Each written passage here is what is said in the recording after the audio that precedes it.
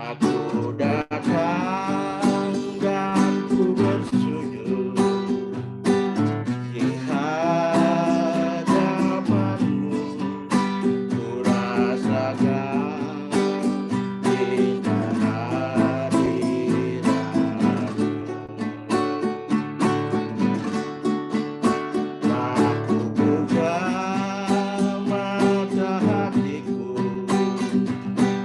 seluruh jiwaku,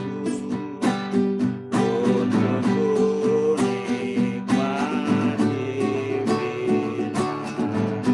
Mari kita katakan sebagai pengakuan kita, firman-Mu yang berkuasa untuk mengubah sikap hati, firman-Mu yang tegaskan di saat ku terjatuh.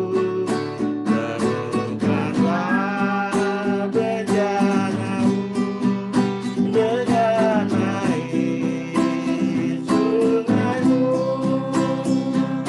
Ku haus akan firman-Mu, firman-Mu yang berkuasa, firman-Mu yang berkuasa untuk mengubah sikap hati, firman-Mu yang tegaskan di saat ku terjatuh.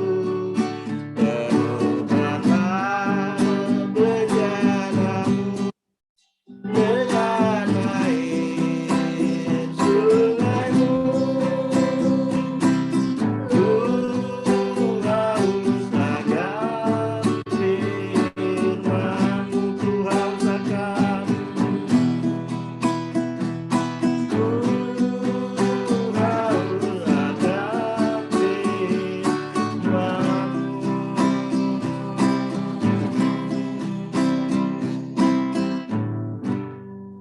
Saudara Tuhan, waktunya kita siapkan hati kita. Saat ini kita berikan kesempatan buat Joni Bo dari Malaysia buka mic-nya. Nah, waktu Anda sekarang untuk menyampaikan kebenaran firman Tuhan. Silakan, Joni Bo. It's your time now. Ya. Puji Tuhan.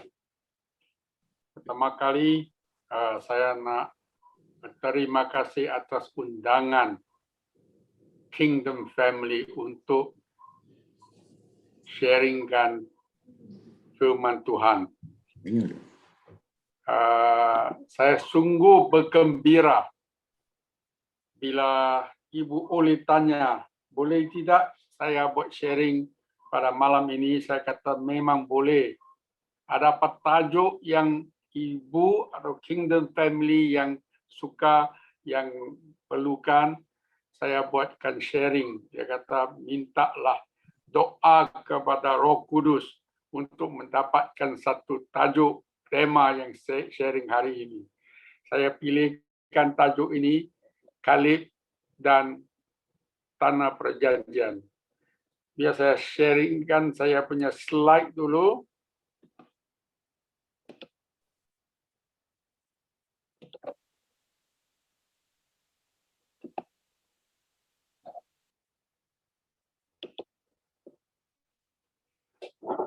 Okey. Sharing dalam bahasa memang adalah sedikit challenge, sedikit tantangan. Mohon semua yang hadir ini cuba dengarkan bahasa yang simple-simple yang saya boleh sampaikan dengan tajuk ni, Kaleb dan Tanah Perjanjian. Harap tema ini dan sharing ini dapat mendorong semua dalam iman. Yang di sini Kaleb bukan yang biasa. Kaleb ini semua kenal dia. Saya start dengan dalam perjanjian lama Old Testament, yang keempat pertama buku itu, Kejadian itu Tuhan memilih umatnya. Dia pilihlah Abraham. Dia pilihlah Moses. Dalam Keluaran, buku yang kedua, Tuhan menebus umatnya.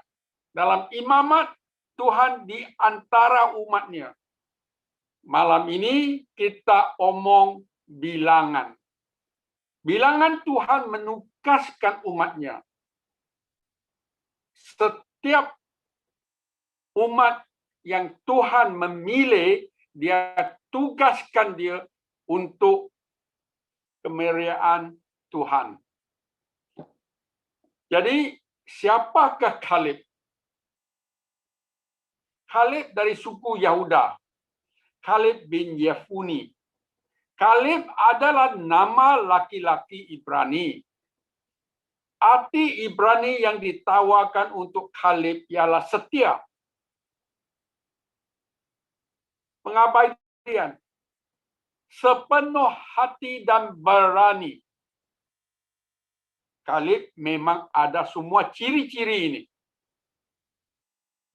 Kaleb salah satu mata-mata itu pengintai yang dikirim oleh Musa untuk memata-matai tanah Kanan, tanah perjanjian. 12 orang yang dipilih, Kaleb di antaranya, dan Yosua. Apa yang spesial dari Kaleb? Alkitab berkata bahwa Tuhan memberkati Kaleb karena dia memilih roh yang berbeda. Atau sikap yang berbeda dari orang-orang lain.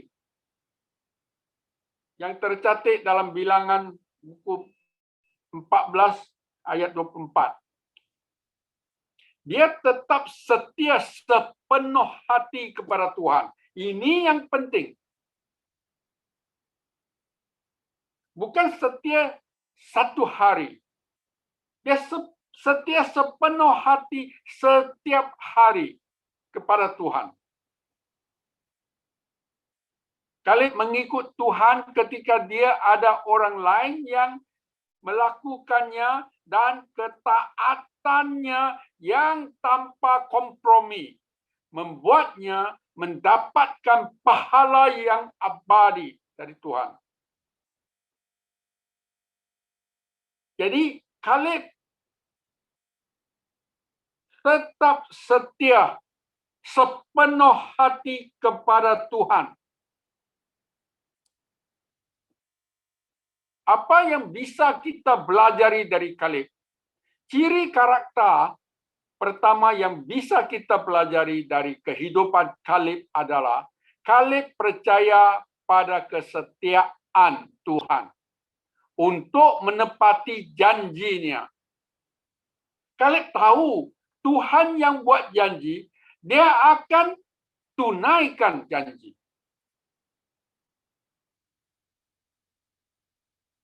Tuhan tidak mengabaikan janjinya. Kalau dia berikan janji, yang mana kita akan menerangi nanti tanah perjanjian itu, itulah janji Tuhan kepada Abraham. Dan seterusnya. Seorang pria yang mempercayai kesetiaan Tuhan akan sangat dipakai oleh Tuhan. Puji Tuhan. Bila engkau taat, setia kepada Tuhan, Tuhan tentu dan selalu memakai engkau untuk tugas-tugas Tuhan yang mempraktikkan. Setelah 45 tahun, dia masih kuat dan ingin mencapai hal-hal besar untuk kemuliaan Tuhan, bukan untuk dia sendiri. Ini yang penting. Dalam pelayanan Tuhan tuh, kita doakan Tuhan berikan kekuatan, otoritasmu bagi kita supaya sampai kita boleh menunaikan pelayanan kita untuk kemuliaan Tuhan. Jadi dalam Bilangan 13, Kaleb adalah salah satu dari 12 pengintai. Itu mata-mata yang dikirim oleh Musa ke tanah Kanan. Itu tanah yang perjanjian. Tugas mereka senang. Selama 40 hari di sana, tugas dia adalah untuk menjelajahi Negev dan daerah sekitarnya. Dan membuat penilaian fitur geografis tanah, kekuatan dan jumlah penduduk di sana, potensi pertanian dan kinerja aktual dari tanah, pola pemungkinan apakah kota mereka seperti benteng. Dia kena buat research, dapatkan catatan semua yang penting, pulang kepada kawan, pria dia di sebelah negeri kanan. Ini 12 pengintai tanah perjanjian, termasuk Kaleb dan Yosua. Mereka kembali dari memata-matai. Selepas dia 40 hari, mereka kembali ke negeri itu dan mereka menyampaikan kabar kepada mereka dan kepada semua jemaat. Kepada semua jemaat dan menunjukkan kepada mereka buah anggur dari tanah itu. Buah anggur itu buah besar-besar.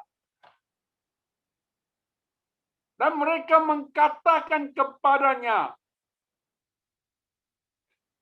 kami datang ke negeri yang kamu kirimi kami. Mengalir dengan susu dan madu. Memang. Dan inilah buahnya, buah anggur yang besar-besar. Namun, orang-orang yang tinggal di negeri itu kuat dan kota-kotanya dibentengi dan sangat besar. Ini laporan daripada 10 orang pengintai itu. Dia nampak memang tanah itu mengalir susu dan madu. Buah-buahan dia besar, sehat. Tapi ada orang-orang yang raksasa, giant, di negeri itu nampaknya kuat dan kota-kotanya dibentengi. Dibentengi dan sangat besar. Jadi mereka yang 10 orang ini berikan berita. Tetapi Kaleb menenangkan orang-orang dan berkata, mari kita pergi sekarang dan menempatinya karena kita mampu mengatasi dengan baik. Itu Kaleb berbicara itu menginspirasikan Musa. Hal pertama yang terlintas dalam pikiran adalah bahwa Kaleb tidak menyangka apa yang diucapkan 10 mata-mata lainnya. Dia tidak menyangka bahwa ada raksasa di negeri itu. Dia juga tidak menyangka bahwa ada kota berbenteng besar. Tapi dia mengakui betapa besarnya Tuhannya. Dan itu membuat semua perbedaan. Yang 10 mata-mata itu, pengintai itu, nampak dia punya tantangan saja. Dia lupakan kuasa Tuhan yang dia ada, yang lebih besar daripada segala yang tantangan yang dia sebutkan. Orangnya raksasa dah. Dia kota dia dibentengi lah. Tapi Kaleb nampak semua itu tidak akan menjadi halangan kepada kita. Sebab kita ada Tuhan yang betapa besarnya. Dan ia membuat perbedaan dia. Jadi bila dalam hidup kita, jangan kita nampak saja tantangan hidup. Mana Tuhan kita? Adakah Anda terlupa Tuhan kita yang maha kuasa itu? Yang boleh mengatasi segala cabaran, segala tantanganmu dalam hidupmu, dalam kerjamu, dalam keluargamu.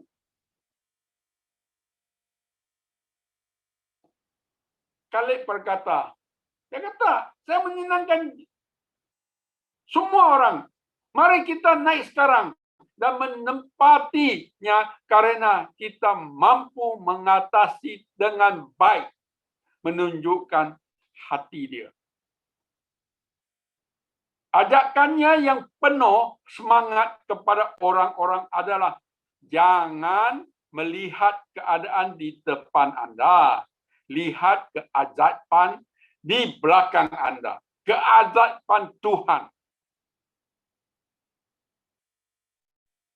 Jika Tuhan dapat membawa kita keluar dari Mesir, raksasa dan kota berpenteng itu, ini tidak memiliki kesempatan. Kita memang akan berjaya lawan mereka. Jadi, jangan berbicara kepada Tuhan tentang seberapa besar gunungmu. Berbicaralah dengan gunungmu tentang seberapa besar Tuhanmu. Ini paham? Kita jangan bicara kepada Tuhan seberapa besar masalah, seberapa besar gunungmu yang berhadapan denganmu.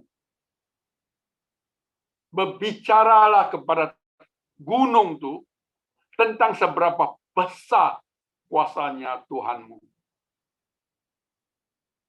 Jadi saya harus bertanya pada diri sendiri. Apa yang membuat Kaleb berbeda? Mengapa dia tidak mengikuti mayoritas? 10 orang itu lebih dari 2. Mengapa dia tidak mengikuti? Mengapa dia melihat situasi yang berbeda dari yang lain? Nah, dari mula-mula Tuhan kata dia ada roh yang berbeda. Kesetiaan dia sepenuhnya kepada Tuhan itu. Terus membayangkan dialah orang yang berbeda. Tuhan mau guna. Jadi dalam hidup ini ada masalah dia, ada kadangkala dia. Kita harus melihat sesuatu dari perspektif yang berbeda.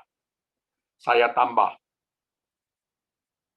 Kita mau melihat sesuatu cabaran atau tantangan itu dari perspektif bukan saja yang berbeda, tapi dari sudut Tuhan yang memandang.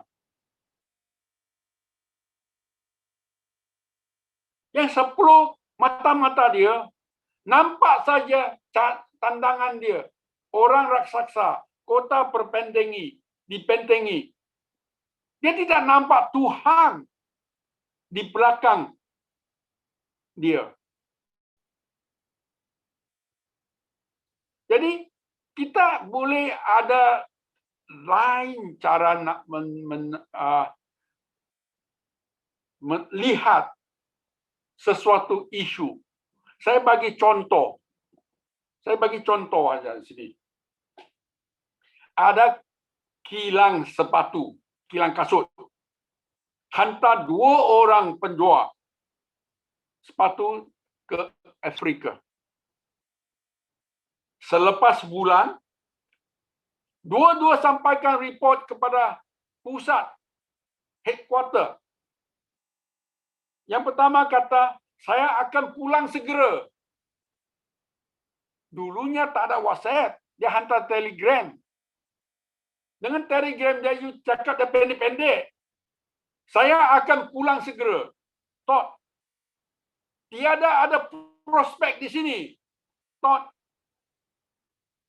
tidak ada orang yang memakai sepatu. Tapi yang kedua tu, sampaikan report dia sama. 3 poin.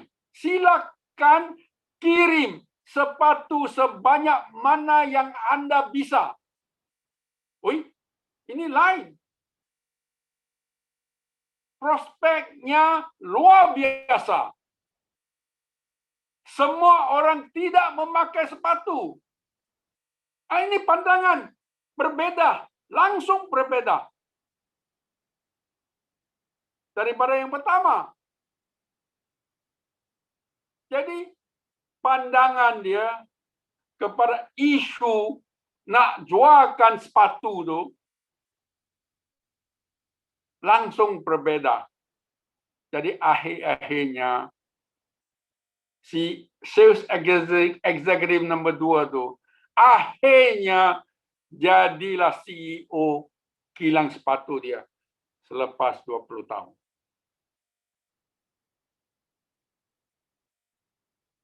Jadi sebelum mata-mata melihat negeri susu dan madu, tapi dengan raksasa, kota berbenteng, buat mereka terlihat seperti belalang. Bila you nampak orang yang raksasa tu, you akan mungkin, dia nampak kita sebagai lalang saja. Belalang. Jadi kita adalah hati yang sebenarnya hati yang kuat dalam Tuhan. Berjatuh. Kita punya iman darah terjatuh. Kita punya kekuatan dalam Tuhan itu langsung hilang. Kaleb dan Yosua melihat kesempatan untuk mengambil tanah itu. Tuhanku lebih besar dari raksasa itu. Puji Tuhan. Dia boleh omongkan Tuhanku lebih besar dari raksasa itu.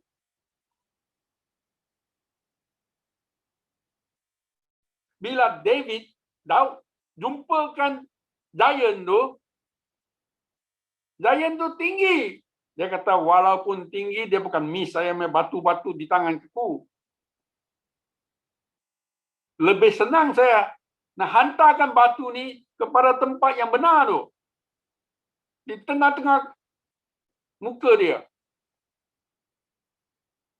Jadi Kaleb kata Tuhanku lebih besar dari raksasa itu. Puji Tuhan. Bila lain 10 mata-mata tu nampak dia, kita terlihat seperti belalang. Tapi Kaleb dan Yosua nampaknya Tuhanku lebih besar dari raksasa itu. Puji Tuhan. Ketika kita mengundang Yesus ke dalam hidup kita dan dia tinggal di dalam kita, kita memiliki kemampuan. Saya sebut sekali lagi, kita memiliki kemampuan untuk melihat sesuatu dari sudut pandangan Tuhan. Bukan pandangan orang. Orang Israel dibawa ke tepi tanah perjanjian sekarang. Dia pilih 12 pengintai itu. Mata-mata itu. Mereka harus membuat keputusan. Apa yang harus kita lakukan? Masuk ke kanan ke? Tak masuk. Berani masuk ke tak masuk? Jadi kehidupan baru yang dihadapi para raksasa menunggu mereka. Memang you masuk, you ada, tahu. Bertemu dengan raksasa, orang yang besar-besar tu. Dia menunggu mereka dengan risiko yang cukup besar. Mereka harus mengambil langkah iman. Your faith must be strong. Take the step of faith. Mengambil langkah iman yang kuat. Setelah 40 hari di dalam memata-matai di tanah perjanjian, mereka harus mengambil langkah iman itu. Hanya 2 orang yang melihat raksasa itu yang sama, dan kota berbenteng mereka juga melihat janji Tuhan. Hanya 2 orang, Kaleb dan Yosua. Semua yang dilihat tu, ke-10 orang tu pun lihat yang sama. Orang yang besar-besar, raksasa. Kota yang berbenteng. Tapi Kaleb dan Yosua melihat janji Tuhan. Bersama mereka. Jadi di Yohanes 10, ayat ke-10, menceritakan yang benar. Pencuri datang hanya untuk mencuri dan membunuh dan membinasakan. Aku datang, Yesus kata, supaya mereka mempunyai hidup dan mempunyainya dengan segala kelimpahan. Overflowing. Kelimpahan itu hidup yang bagus sekali. Sampai dia limpah-limpah.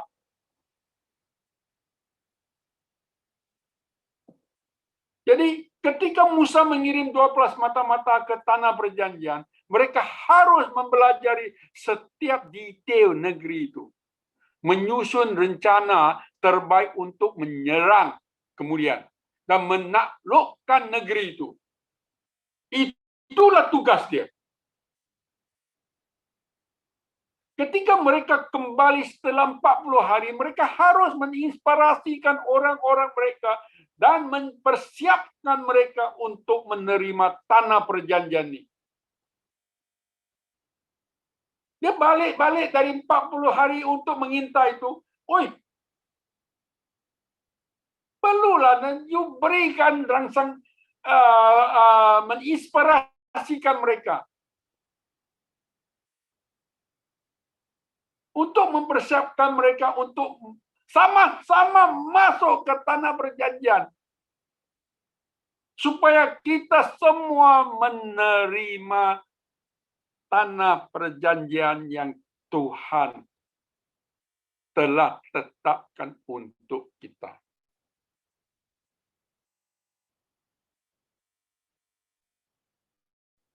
Jadi Tuhan sedang melakukan hal yang persis yang sama. Ini berita bagus yang saya sampaikan. Tuhan, apa yang Tuhan buat di tepi tanah perjanjian itu, nah hantar semua orang masuk untuk menerimakan tanah perjanjian itu, Tuhan yang sama melakukan hal yang persis sama dengan anggota-anggota keluarga Kingdom Family di Jakarta. Di keluarga Kingdom di Jakarta sekarang. Coba ingat, Anda tidak muncul di keluarga kerajaan Kingdom Family secara tak sengaja. Nothing happened by chance. Anda datang ke keluarga kerajaan untuk visi, misi, dan tujuan yang diberikan oleh Tuhan bagi Kingdom Family. Amen? Ini Amin. sama sedang dilakukan di Kingdom Family. Anda adalah Kaleb dan Yosua dalam keluarga kerajaan Kingdom Family. Pak Iwan yang jadi ketua. Semua rakan-rakan sama-sama. Semuanya akan menjadikan Kaleb dan Yosua dalam keluarga kerajaan Kingdom Family. Amen. Jangan takut kepada tantangan-tantangan yang sedia ada dalam di Kingdom Family. Memang ada. Tantangannya banyak. Memang tahu di Kingdom Family. Terima kasih Tuhan. Dia terap bersamamu. Dia bersamamu sekarang. Dan dia akan bersamamu selama-lamanya. Puji Tuhan.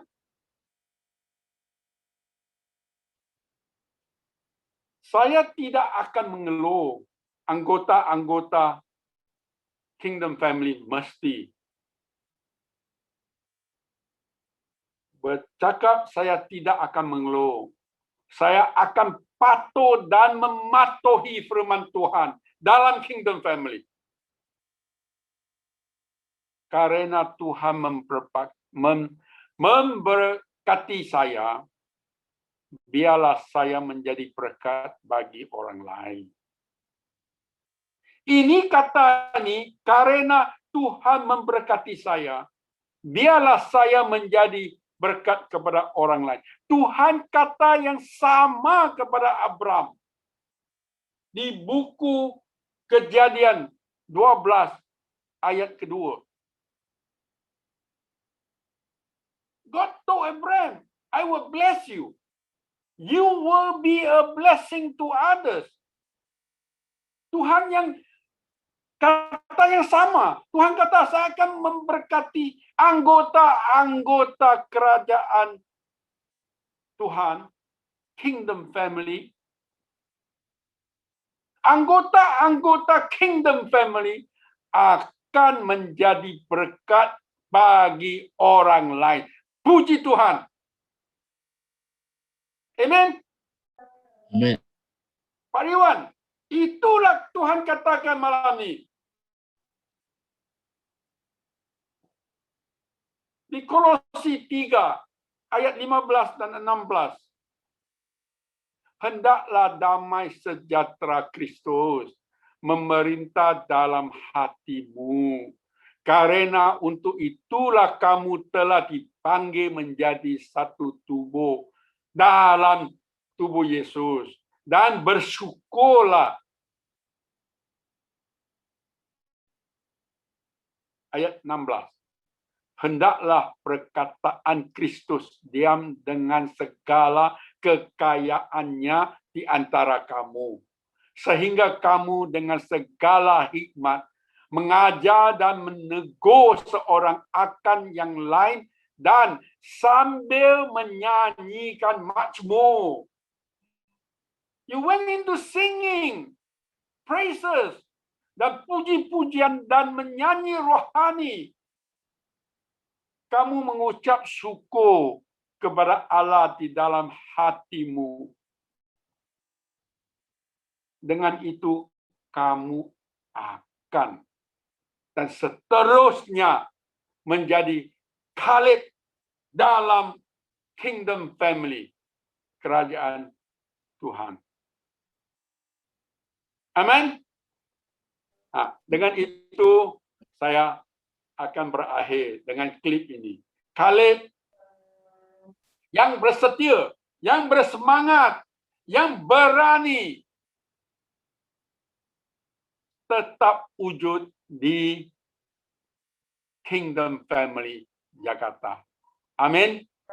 Amin. Amin. Boleh kita berdoa sekarang? Silakan, silakan. Boleh. Bapa kami yang di surga. Bapa itu Tuhan yang bagus. You Tuhan yang sungguh-sungguh baik. Kita dalam pertemuan virtual malam ini cukup bersenang hati kerana Bapa-Ku yang di surga sentiasa jaga kami. Kita mohon Bapa, setelah firman yang kita sampaikan bagaimana Kaleb yang berbeda itu dapat mengambil semua orang masuk ke tanah perjanjian yang diberikan olehmu.